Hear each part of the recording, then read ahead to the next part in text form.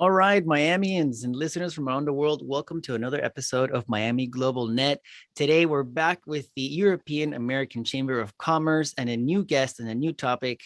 We have here Christina Slesinska that's going to introduce our guest and tell us about what we're going to be talking about. Christina and Thomas, which Christina will introduce. But Christina, thank you for joining us and bringing us another awesome guest and another interesting topic. Thank you. Hello, my name is Christina Slesinska, and I'm the Executive Director of the EACC Florida.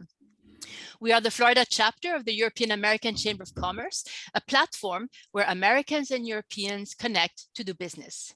EACC provides resources, education, and updates on regulatory issues, regulatory and legal developments of relevance to the transatlantic business community. We organize events on issues of interest to our constituency and offer unique connections and networking opportunities.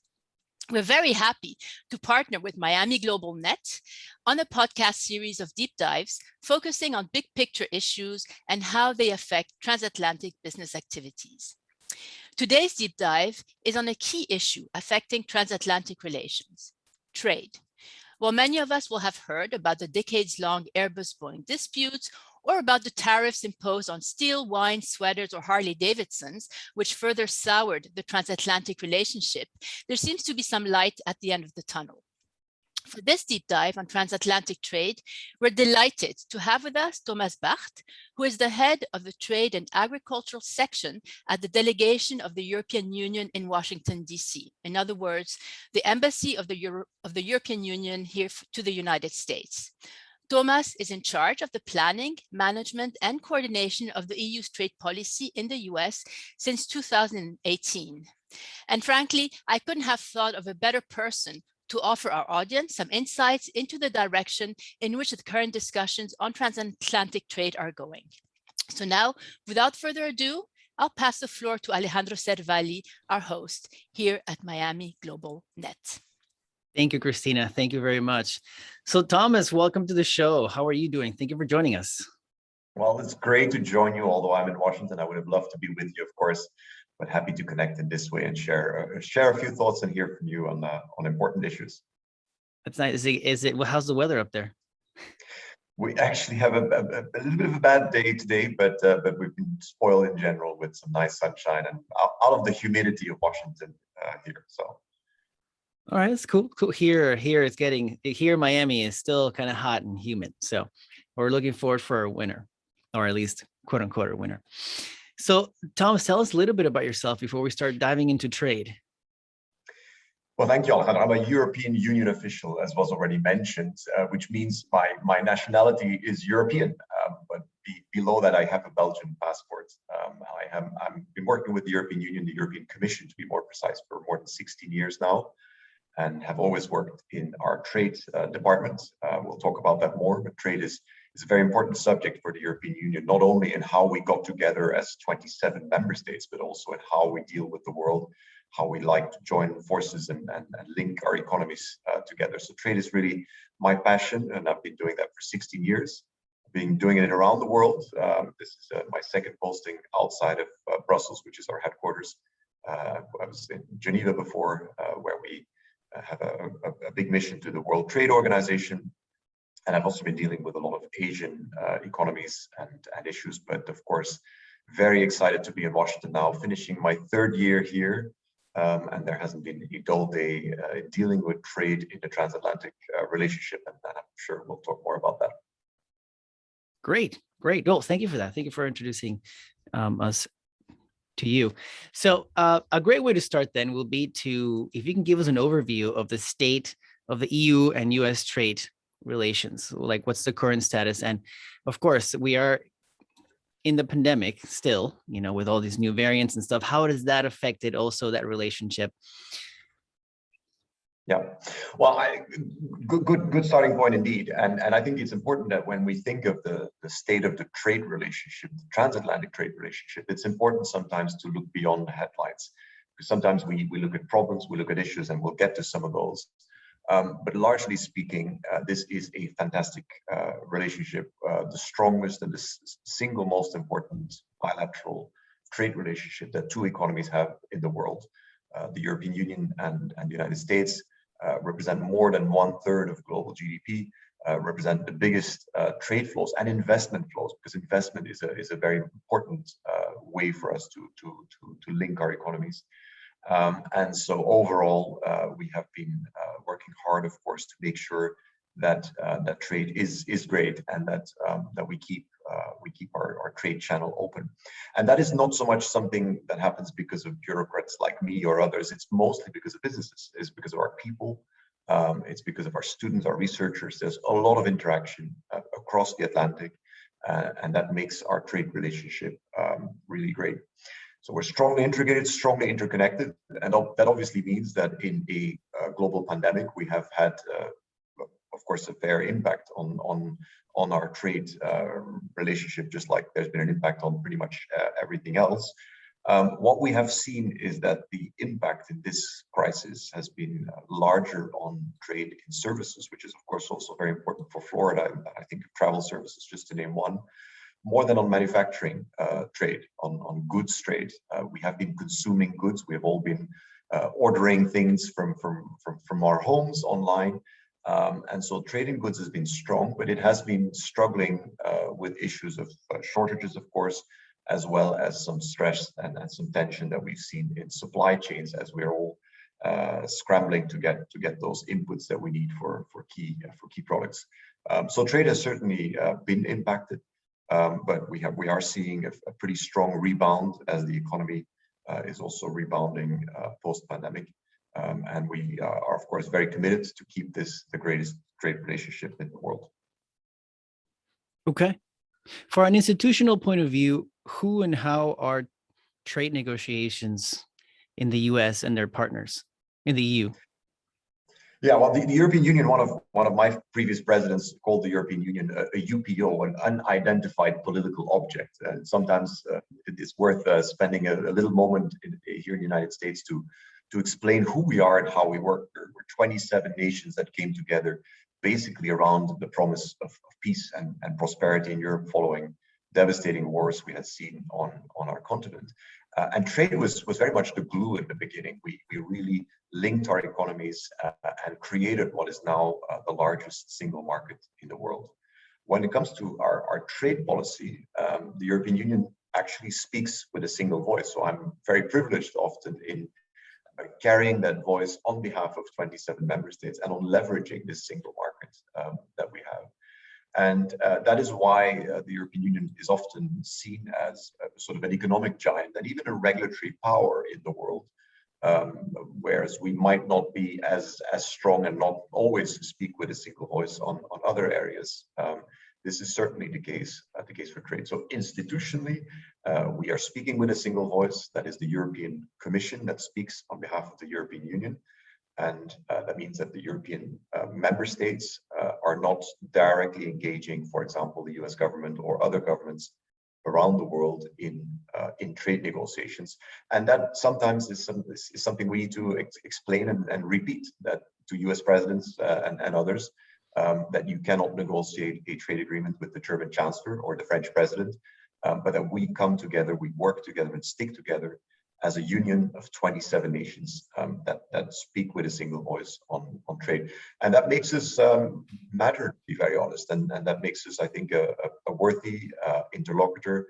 And of course, we engage the US, but also other countries around the world in making sure that trade is working for the people, for our economies, and is also contributing to overall stability in the world. And your role specifically, where do you come in? Well, so I'm basically the eyes, the ears, and the mouth on the ground. So I'm Christina was right in referring to our delegation as an embassy. We are on the ground in the United States, in Washington, and of course we know the United States is much bigger than Washington, which is why I'm very keen always to come out to the States and to engage also people outside the Beltway. And so we basically help our leadership in Brussels carry this single voice and take forward a trade agenda that is based on the idea that we make trade work for people, that we make the trade open and as a contributor to prosperity overall.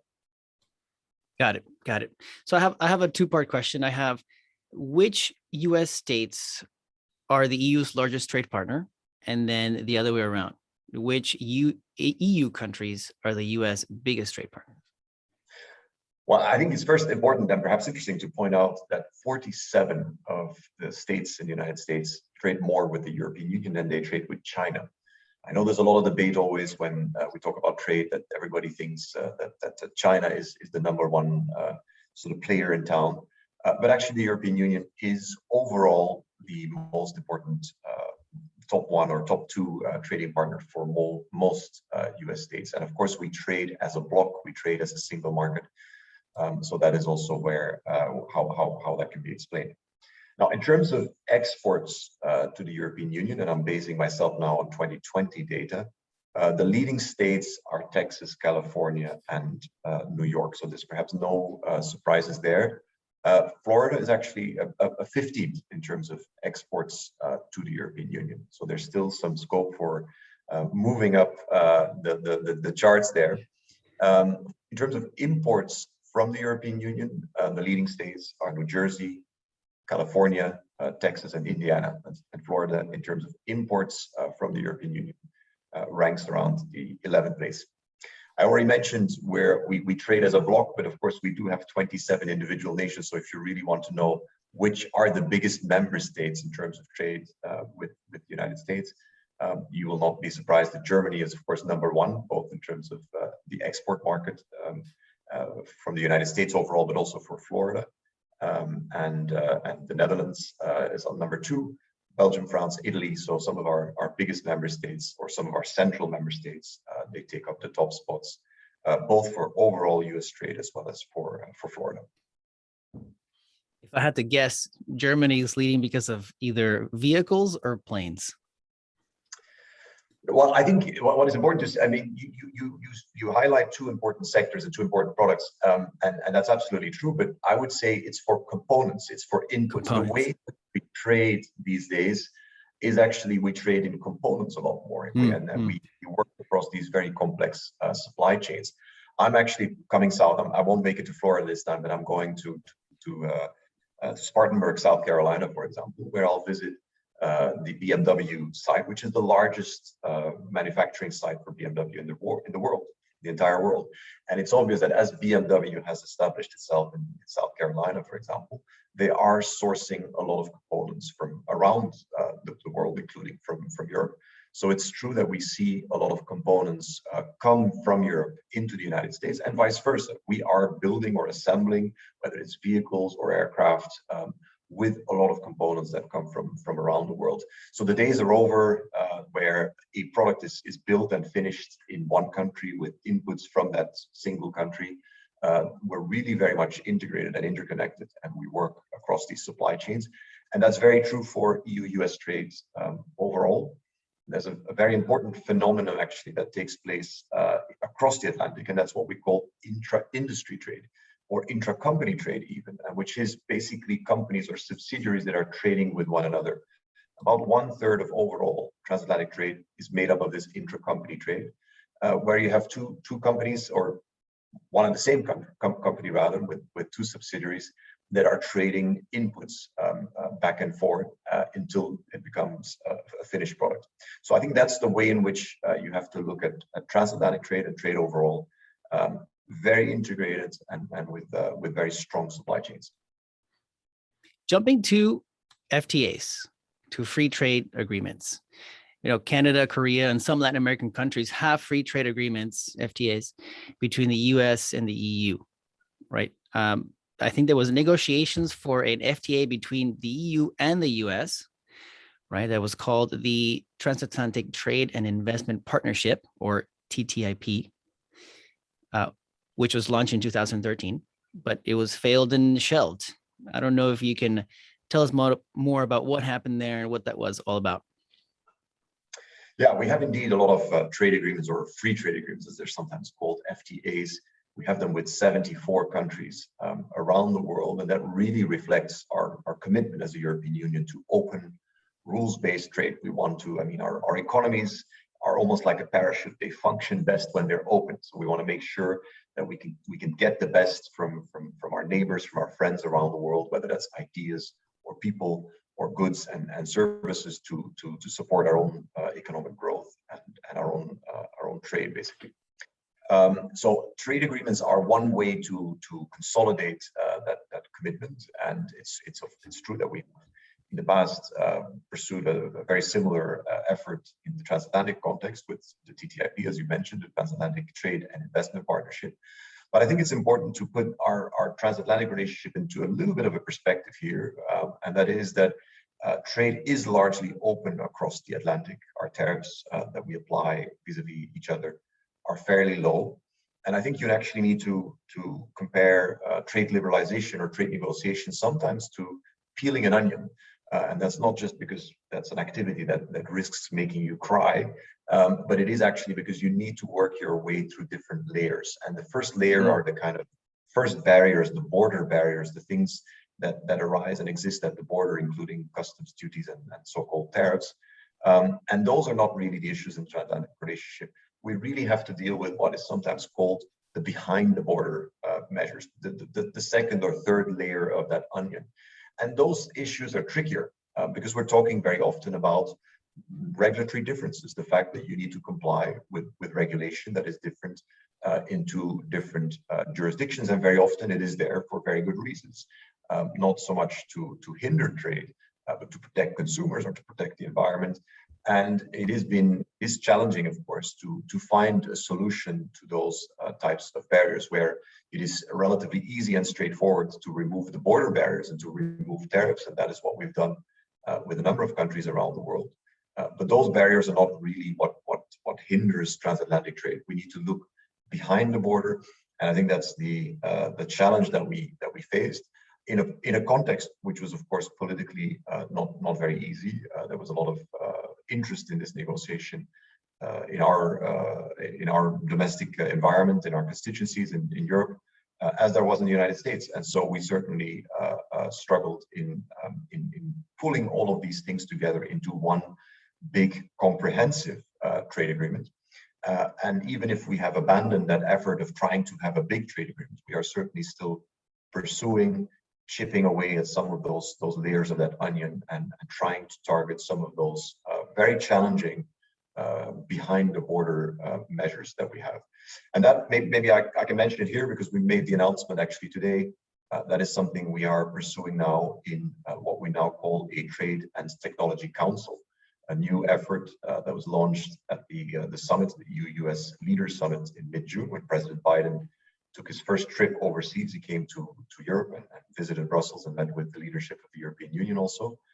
And we agreed that we need to come together again in another effort where we really try to address those behind the border measures, those challenges that have to do with trade and with technology and sometimes also with national security, in an effort where we are looking at our shared interests, but also our shared values, and try to make sure that we keep our trade relationship, the greatest trade relationship there is, and remove barriers where they still exist.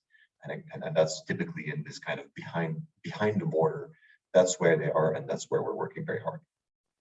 You know, I have to admit, I was not thinking of those, as you say, the other parts of the onion, right? When you're breaking through these deals, I thought it was, just tariffs, customs, and that's it. I didn't think of any other issues. Like when you mean regulations, you mean like, for example, any product related regulation that we may have here in the United States for internal use, and then a product comes in. Yeah, we can lift any restrictions, but then we also have to deal with those regulations, right? Is that, Absolutely. am I understanding you correctly? Yeah. Your understanding is absolutely correct, but maybe I'll just throw in an example to make it more to make it clearer and more concrete. And my favorite example is basically in the car industry. If you want to put a car onto the market, and that's a European car, it needs to be subject to a crash test in the United States, even if that vehicle or that model has already undergone a crash test in the European Union. So we basically require to crash cars twice to make sure that we meet safety standards in both jurisdictions. And that has to do with the fact that, for example, airbag requirements or seatbelt requirements in the United States are different. And it doesn't mean that they're worse or better, they're just different. And that's where we're looking for ways to basically acknowledge that we both care about safeguards, of course, and about the safety of passengers and of traffic more generally. But we're looking for ways to avoid that we have to crash those cars twice, and that whatever we've done in Europe as a test and as requirements to meet safety standards, that those will be considered sufficient for entry into the US market, and of course, vice versa. And that's something that we often try to do through what we call mutual recognition agreements, or MRAs, where we basically recognize each other's level of protection and product requirements and standards. And in some cases that's not an easy conversation, because we do need to look into the detail of what each side is doing, and we need to look at potential compensatory measures where we make sure that of course we uphold high standards of consumer protection and safety. But that is essentially it. So I hope you appreciate that regulation has a reason. It's there for a reason. We're not simply trying to remove regulation like we can simply remove tariffs. We need to try to make sure that we honor the reason why regulation is there for, while making sure that we make it easier for our exporters and that we support our consumers, of course, in getting the best product at the best possible price. So tariffs, pricing, taxes is probably the easy part of trade agreements. Is diving into those details what takes the longest part of it? Well, I wouldn't say nothing is really easy. And if this was easy, I wouldn't be here and we wouldn't have this job, of course. But you're surely right that with everything we just discussed, that the kind of second, third layer issues of our onion, those are the hardest parts. Looking at regulations, trying to understand how we both work, what are the differences. I think that's the biggest part of our jobs. And really trying to find a way to build a bridge between two systems that are different. And that actually is something we have a lot of experience with in the European Union, because obviously we built a single market out of 20 different markets. And I think Americans are often surprised when they look at how integrated we are in Europe. When Americans think of Europe, they think of diversity typically, and they underestimate actually our unity. The same way I would actually say that when Europeans look at the United States, they think of unity and they underestimate the diversity that exists, which is one of the reasons why we're always happy to discover that diversity and engage individual US states on critical issues. So you're absolutely right. I think it's a huge challenge to manage diversity. We have experience with that. And there is, of course, some diversity in the food that we eat, the cars that we drive, etc., in the United States and the European Union. So as we attempt to build, let's say, a trade agreement or one of these bridges to make sure that it flows and we clear as many layers of this onion to make sure that the deals can be made and business can flow, how specific are these trade agreements are they like many industries? Because if you have to do this in many industries, I'm assuming it takes a lot of time to put one of these agreements together. Or are you targeting a trade agreement only in a particular industry? Well, the answer is it depends. It depends on the topic or the issue. In some areas, we're able to do deals that are a little bit cross-cutting. And I'm thinking, for example, of our discussions on what we call the privacy shield, which is the protection that we need of data and of privacy to make sure that data can flow freely. And that is, of course, something that is relevant for many sectors and many industries. Everyone these days depends on data and on the free flow of data. So that's one way of trying to build a bridge and try to build a highway really across our economies where data can flow freely and securely with the full respect, of course, of the privacy and data protection laws that we have in the European Union in particular. In some areas, we take a sectoral approach, and that has been the case, for example, in pharmaceuticals, where we came up with, and this is where the jargon comes in, where we have agreed this so-called mutual recognition agreements on what is called good manufacturing practices, GMP. So all the conditions and criteria for manufacturing in the pharmaceutical area, so as to make sure that we recognize those, so that the output of that manufacturing process, medicine, can be traded more easily across the Atlantic. So the answer is really depends. I think in some cases we can take a sectoral approach. We have to take a sectoral approach because every sector is, of course, specific and quite unique. In other cases, we can look for certain cross-cutting topics so as to support a whole range of industries and how they do business. Got it. So let's jump into one of the issues. I understand there's an impact regarding the Airbus Boeing dispute on the EU and US trade. How does the agreement that was reached in June will affect the future of our trade negotiations?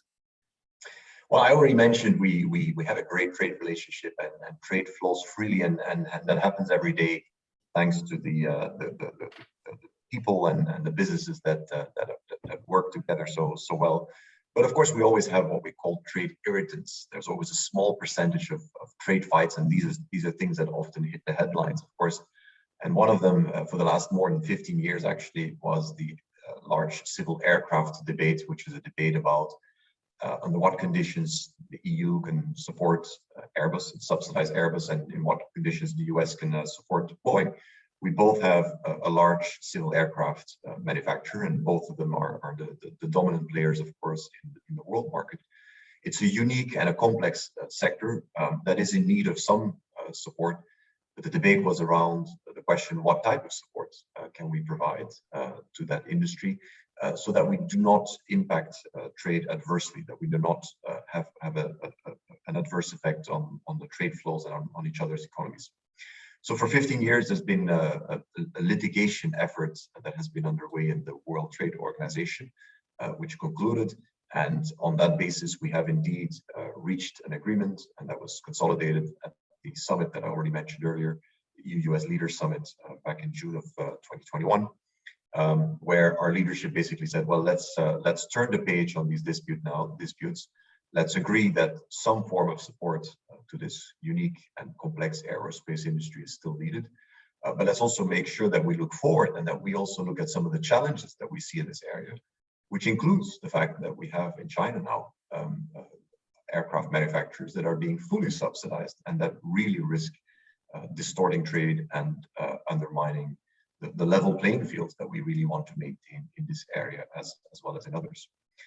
So I think it's a great example of how we're able to deal with trade irritants, which should not spoil the relationship, which are there. They're always there.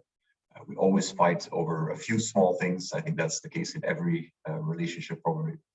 But I think the significance of this deal really lies in the fact that we're able to manage those disputes, and we managed to do that with a forward-looking perspective, making sure that we are able to supply the world and the market with wonderful aircraft, while making sure that there's no unfair competition, neither between us nor with China. So I think that's a very important result that was reached. Got it. And today, looking into the future in the next few months, years, what are some of the key issues you see in the evolution of trade between us, the US and the EU? Well, I think it's important to zoom out a little bit more and to think of trade as an enabler, as something that supports a number of other issues, global challenges. COVID is one, climate or China. I think all of those global challenges will really shape the nature of trade and the nature of trade conversations. For example, COVID obviously is still around us, and we need the vaccines, we need PPE, personal protective equipment, and trade is part of the solution there. Really, we need those inputs, we need to work together. None of the vaccines would have been produced if it wasn't for transatlantic cooperation. And the Pfizer-BioNTech vaccine is, of course, the best example, but also others. I mean, Pfizer is producing the majority of its vaccines out of the European Union. In fact, 55% of the vaccines come from Belgium in the case of Pfizer. So we're seeing a great cooperation. I think it's important that we keep that close cooperation and integration to really use the transatlantic relationship as a platform to address some of those global challenges. And I also mentioned climate change, of course. We need the technologies, the products and services to address climate change, and that will be done also through innovation and through trade. So that's a very important way of looking and thinking about trade, I think, in the future. Maybe two more things I'll add if you want to look at some of the trends. I already mentioned supply chains. Supply chains are obviously critical. I think one of the debates that we will see is a debate on what some people call the domestication of supply chains as opposed to the diversification of supply chains. The idea that some people want to bring back jobs in manufacturing and produce more goods within a country. I think that's a discussion that has certainly been accelerated in the COVID context, as countries are looking to stockpile or are looking to source locally products that previously came through the trade channel or came from overseas. So supply chains, I think that's one thing to watch. It's such an important part of how we trade, but we may see further developments there. And the other thing is what I already referred to, which is the importance of services in our trade. It's a quite a word, but the literature that we speak about the servicification of manufacturing. There's a lot more services going into goods, be it legal services or R&D, of course, marketing and all the like. So there's no simple way of separating manufacturing or industry from services. So I think we will see a continued trend towards a servicification of manufacturing and also of trade. Services are the biggest part of our economies, the United States and the European Union. And we're going to trade a lot more in these services, and those services are going to be critical inputs into goods. So I think for a hub like Miami, it's really critical to think about things in that way, that you're going to be part of those supply chains and that you're going to be providing those services also into those supply chains. Makes a lot of sense. Miami is a primarily service-oriented industry, so.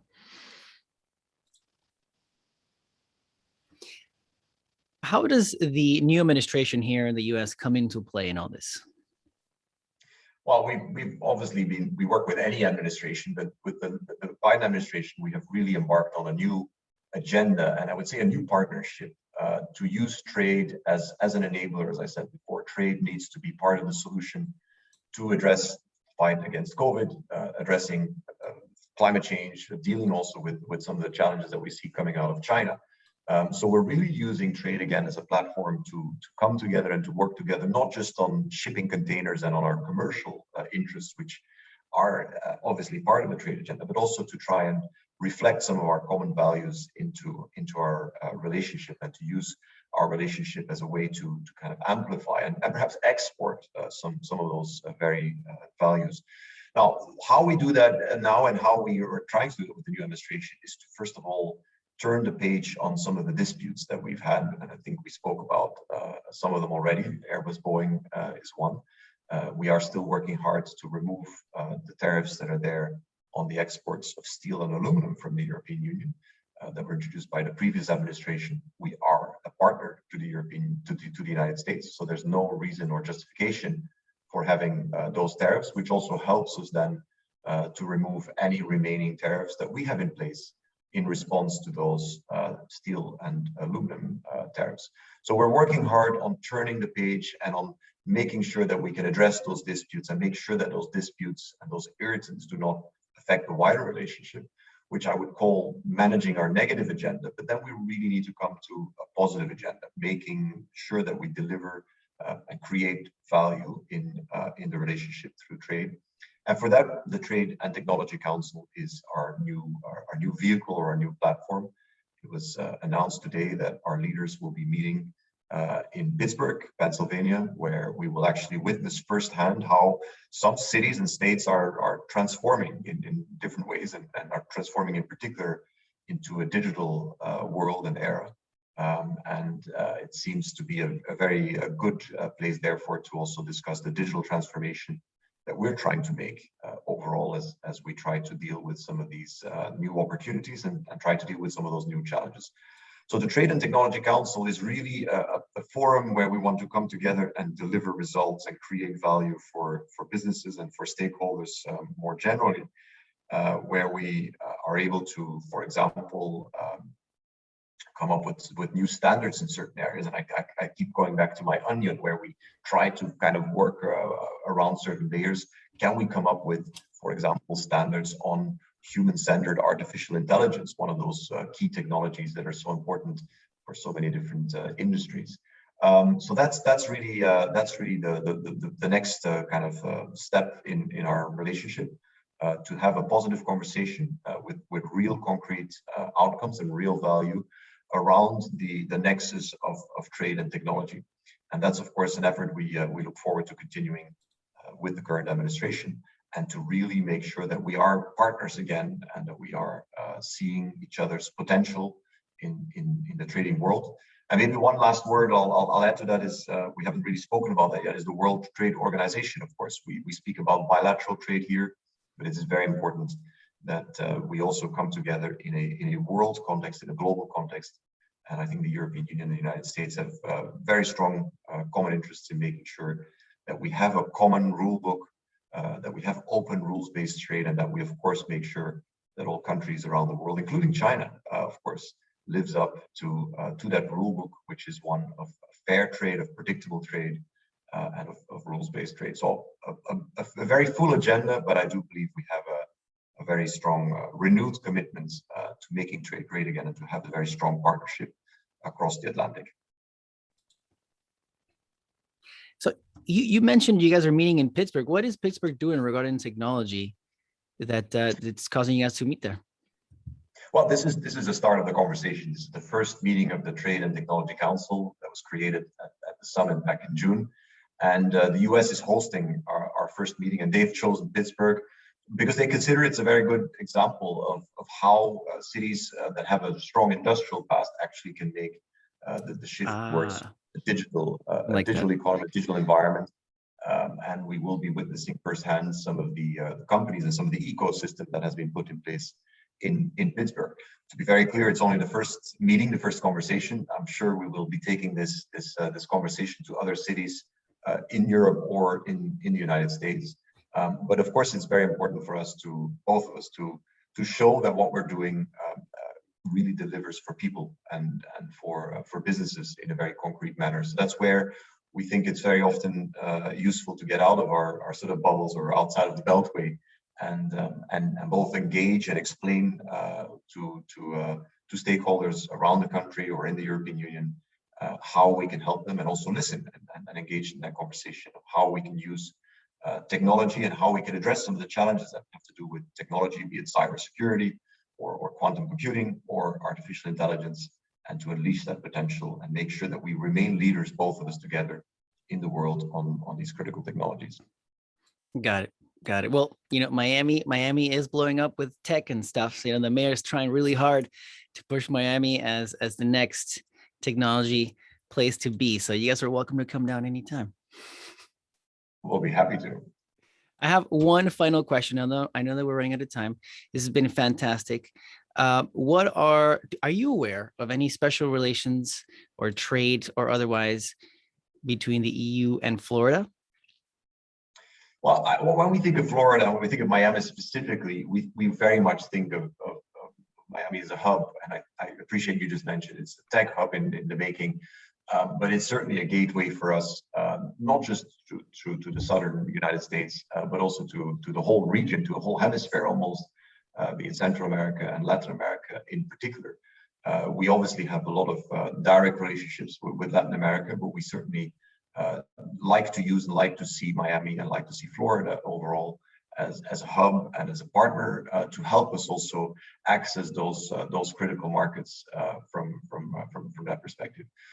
So we certainly see a very vibrant economy. Obviously, travel being such an important sector that has been heavily impacted from the pandemic, but we're pretty confident that will rebound and that we will see greater trade in that area, and that we can come back to Miami, including to really access that vast market that Miami is a gateway to. Tomas, this has been fantastic. I have to thank the European American Chamber of Commerce for bringing us awesome guests every time. Christina, thank you so much. And again, Tomas, once again, thank you. I'm going to give it over to Christina for some final words. Yes, indeed. So many thanks, Alejandro, for inviting EACC Florida to partner with Miami Global Net on this deep dive on transatlantic trade. And many thanks to Tomas Baert from the EU Delegation in Washington, D.C. for crossing the D.C. Beltway and coming to Miami to share your insights, really interesting insights on some of the recent developments on transatlantic trade with our audience, including the scoop on the Trade and Technology Council. So we certainly look forward to hearing more about that. And as Alejandro said, hopefully you will bring those meetings to South Florida at some stage, and you will certainly be very welcome to do so. So you can find further details about our guest, Tomas, Miami Global Net, and EACC Florida in the podcast notes. Please check EACC Florida's website for upcoming programs and information on how to join, and subscribe to Miami Global Net to find out more about Miami's international community.